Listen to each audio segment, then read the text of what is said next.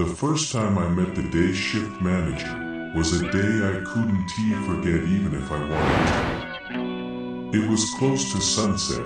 That odd humidity that came along with the summer season was ever present, but was something I never minded. Though I couldn't deny that the cool air was nice once I walked through the front doors of the convenience store.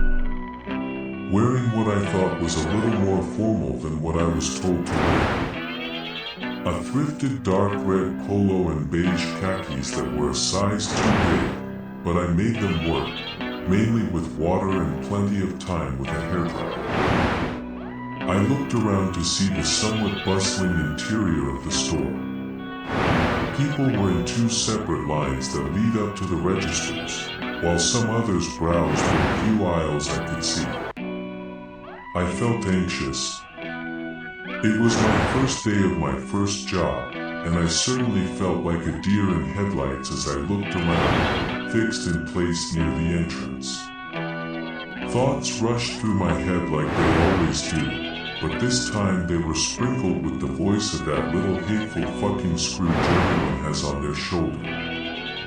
The idea that I could botch my chances at obtaining this dubiously well-paying position at this convenience store spread like wildfire across my mind and the missing person bulletin boards, but that mattered little to me in comparison to the current issue at hand, even though it nipped at me like an ever-increasing cold breeze.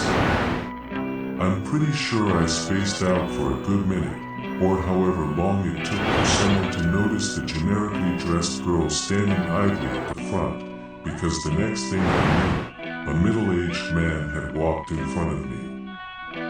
The first thing I noticed, other than his age, was the plastic name tag on his chest. It had two lines of text. The first was Marco, and the second read his title, Day Manager. He looked me dead in the eye. "Are you okay, miss?" he said with a somewhat thick southern accent that bordered on either being annoyed or concerned about the strange girl that had been mimicking a statue not but a few seconds ago. Well, I'm here to see the manager.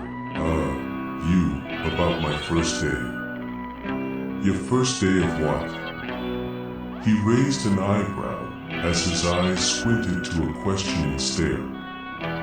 "I applied to work for the night shift."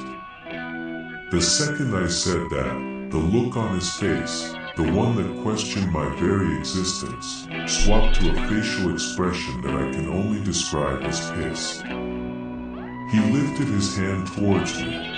The thought of him for whatever reason hitting me came to mind, so I flinched a bit as he instead tapped the old watch that was leather bound around his wrist. "You're an hour late, kid. It's best if you just leave," he said with such a stern tone, I couldn't mistake it as anything else. Though my timidity dropped faster than a 1-inch fall. "Bullshit," I said with a firm and audible voice, before I could stop myself. "What?" His tone shifted over to confusion, as his eyes widened a little from my sudden bold outburst towards my possible employer. "Bullshit, no the hell I'm not." "Yeah. You saying my watch is wrong?" I could have said something else, something quippy or perhaps something drastic, but instead I pulled my phone out of my pocket, flipped it open to show him and myself that I was not wrong. It was clear as day, 7:29 p.m. The second he saw the time, he smiled a bit, like a silent, proud father seeing his child punch a random bully in the face on the playground. "Ha, good, you have backbone. We don't hire pushovers. Well, I wouldn't hire a pushover. Now get walking. I have to show you your duties for the night." He turned and started to strobe, while he rewinded his watch. I was surprised by his reaction. This fucker really just tested me like fresh meat. It was hard to stay mad at him, mainly because I needed the job. I shoved my phone back into my pocket, behind him, trying to keep up, but the way he moved around people, displays, shelves, and so on, did not make it easy to simultaneously keep up and listen to him. Okay, first, when you have the chance, always make sure the shelves are stocked. It may be the night shift, but sometimes you'll get enough. Traffic of people getting off work from the nearby factories at least and at most, once a week.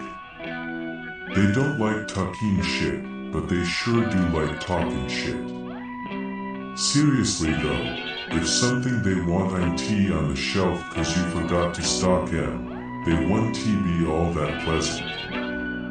Expect a very steady and slow amount of customers through the night though. Gives you plenty of time between customers and your other duties.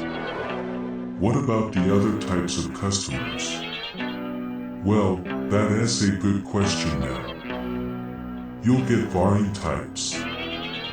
Most common now are the workers, travelers, some vacationing folk, hunters, campers, addicts, alcoholics, crazies, some sleepwalkers, homeless, and maybe a wild animal or two. If you're lucky. And if I'm not, pray to God. What? I said roughhousers. Them folk don't care much to shop. So, troublemakers.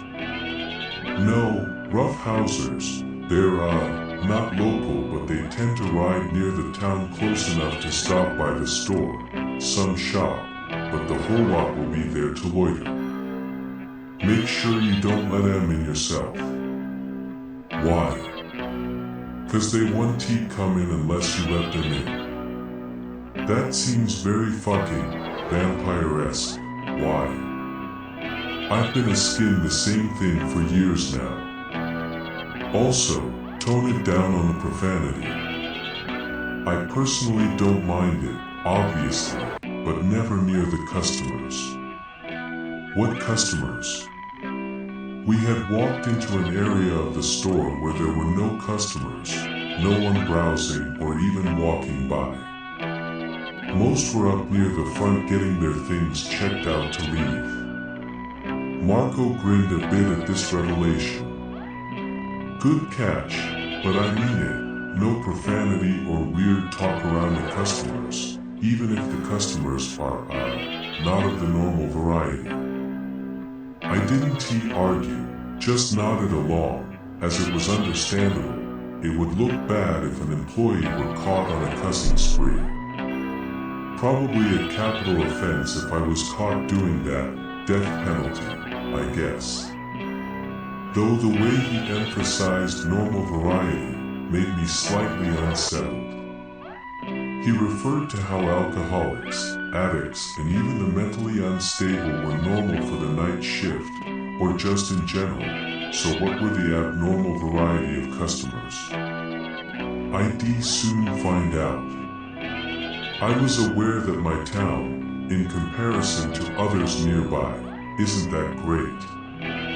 I knew that we have our fair share of issues, but the fact that there were more I was unaware of was somewhat startling and yet not all that surprising. I had to be realistic. I'm young. Of course I didn't know everything about this town, even though it was small enough where at some point in someone else's life they know everyone, but it was still big enough to have a sizable population and there was plenty of land.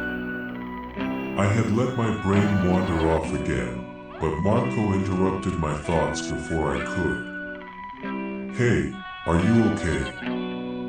You're doing that thing again. Do you have a condition? I'm aware you don't sleep much, which is perfect for the job, but I better not be seeing you dozing off when I walk in for the day shift, cause you didn't get enough winks in one sitting. Wait, what? No, what do you mean by day shift? You read the name tag right? says the day manager. I work during the day. I thought a young gun like you would understand that. I get that, but why isn't the night manager running me through this then? He stopped walking all of a sudden, which in turn made me stop walking. A slight bit of anxiety raised in me when he did. He scratched at what little hair he had left, but it wasn't like he was bald or balding. His head was obviously shaved recently, leaving a thin layer of dark hair on his scalp. It took him a minute to respond, obviously struggling to find a proper answer as to why. I had no idea at the time. Ooh, yeah, well quit a while back. Haven't been able to fill the position with someone who has the proper character. Since that is the case, I will be leaving you a list of things to do. Now I will check if you